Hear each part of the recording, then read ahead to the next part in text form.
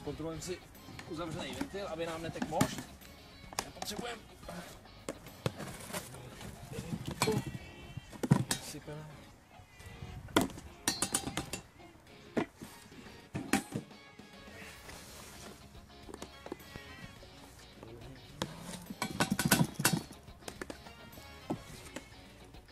Třetí, který už se nemusí vejít celý.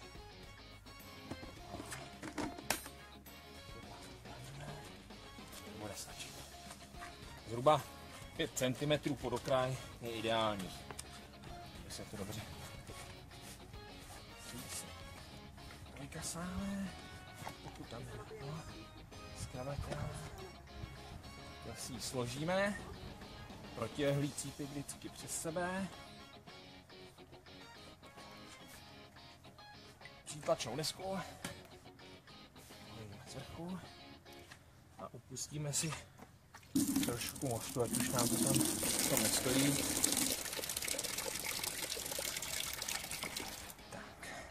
Je potřeba umístit si koš tak, aby byl uprostřed místa, kam se bude opírat lis. Zkontrolujeme si dotažení lisu, což je v pořádku. A si musíme umístit koš. Vyšroubujeme co nejvíc, to jde.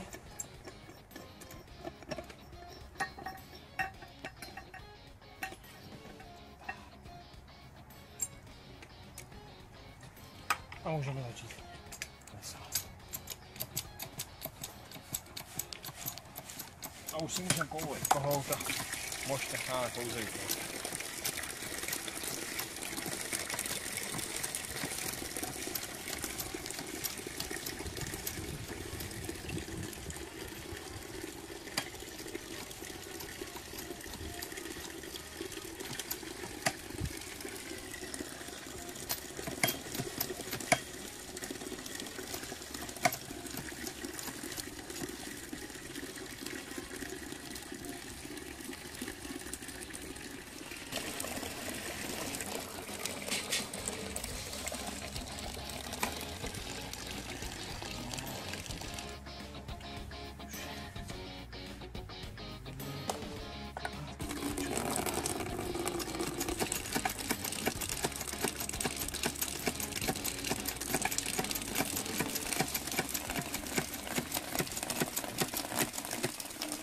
Takže teď jsme na konci, na maximu, co se to dá smáčknout, ten lis.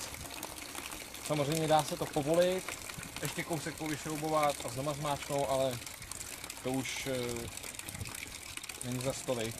S muštem, který se nahromadil okolo lisu, stačí lehce lis takhle přizvednout a mušt nám vyteče krásně. Misky pod tím.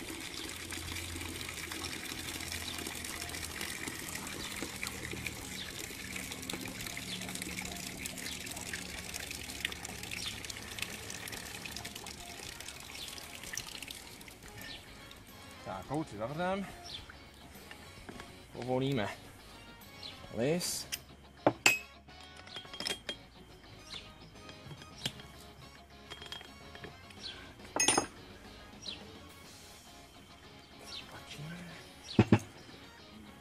Opět dotáhneme. Dáme přitlačnou desku. Takže kvůli výtěžnosti je lepší, pokud kdo chce, daný jabka dole načechat, protože vždycky ten prostředek je víc šťavnatý než ty kraje, ten prostředek je vždycky méně vylisovaný. Proto to lehce promíchat, tu drť v koši, ale je to pro toho, kdo z těch jablek chce opravdu dostat co nejvíc. Jak samozřejmě ten krok se dá přeskočit.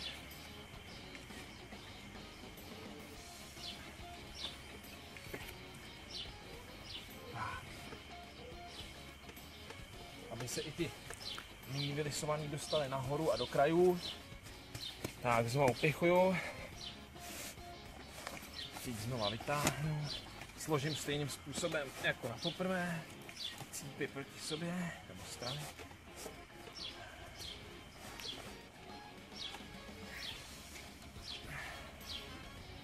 Začíná dneska. A teď použiju špalíček, abych dostal liso něco výš. Abych mohl dál lisovat. Tak a umístím lis opět do prostřed.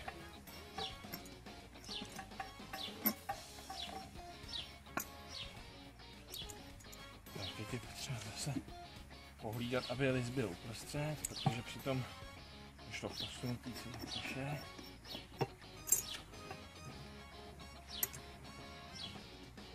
Pokud by nebyl ten lis uprostřed, tak by se to začalo sjíždět na křivo, mohlo by to vyskočit, je to špatný.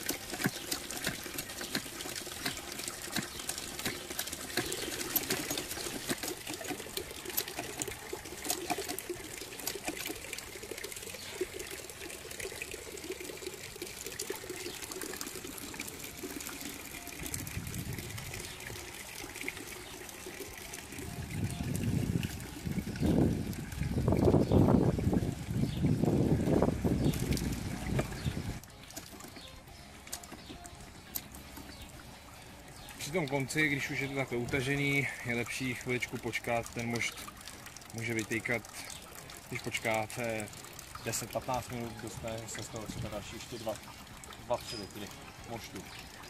Pak už je to jenom o času a očekání, že lis už teď víc lisovat nejde, to už je stlačený téměř na maximum. No, ale jak vidíte, mošt stále vytéká, takže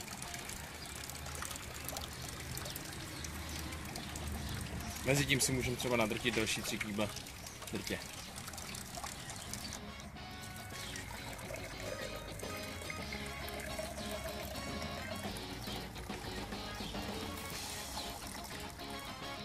Už nám žádná šťáva nevytýká, opět povolíme never. Stlačíme píst. Všechny věci vyndáme. Přítačnou lisku.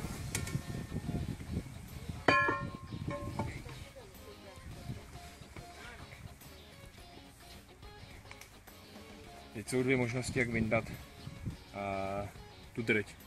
Pokud mám místo na stole, můžu velmi jednoduše nadzvednout takhle ten koš a nechat vypadnout tu drť do spod misky, anebo ji musím vytáhnout takhle z vrchu, pokud nemám místo, kam položím koš. Tahle varianta je jednodušší, méně namáhavá, takhle jednodušší koš položím vzhůru nohama, aby plochou, kterou pak je v misce, se nedotýkal toho stolu. Vezmu drť s pytlem, dám do druhého pytle na odpad a takhle jednoduše za spodek nechám pytli. Krásně je, jak je drť vyrysovaná.